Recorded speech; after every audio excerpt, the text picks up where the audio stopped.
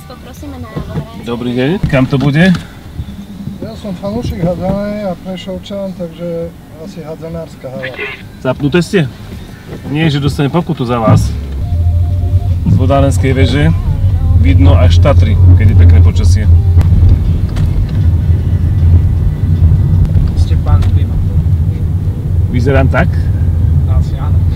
Už keď tak vyzerám, asi aj som. Áno. Ste náhodou pán Haďari. Dneska sa nám podľa mňa počasie aj vydarilo. Je to stávka s majiteľom taxislužby, že vydržím jednu smenu. A vy čo vám chýba v Prešove, mladej generácii? Tá dobrý skatepark, sme chceli.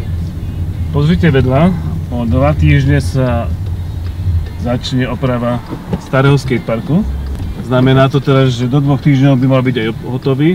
Toto je okružná ulica, tá bola robená pomerne nedávno a výrazne odľahčila dopravu v strede mesta. Začal ako primátor. Fakt? Ste pôča alebo originál? No spokojné ste v Prešove? Áno, veľmi hrdé Prešovčanky sme. Tak koňárky. Tak. Dneska máte jazdu zadarmo a na budúce vás pozveme aj na kone. A na amfiteátri ste boli, keď tu bol Segal na koncerty? Segal bol pecko. Segal bol super. No je to. Taký dedo trošku. No už je starší. A pred niekoľkými rokmi sme dokončili aj nábrežnú ulicu, to je ako Harley. A budúci rok sa začnú robiť aj diaľnice. Takže už to bude trochu jednoduchšie. Amfiteátr sme opravili. Aj pre mladú generáciu dielňu, outdoorové ihriska, športoviska, plážové ihriska. Tak dúfam, že jazdíme bezpečne, dámy. Áno, sme spokojní. Ja som často na sociálnych sieťach a diskutujem s mladou generáciou. Vydávate aj fotky. A ja robím v tom novom priemyselnom parku, čo ste otvorili. No, tam vzniklo asi 4000 pracovných miest za posledné roky, napriek tomu, že je kríza.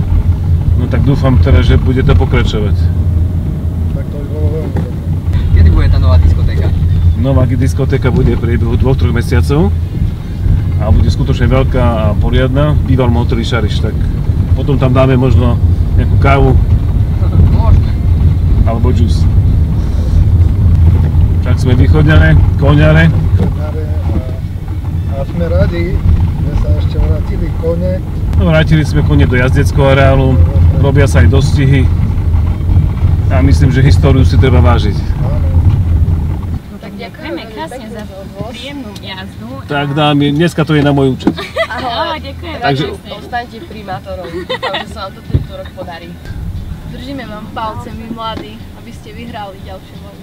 super, ďakujem. Dovidenia.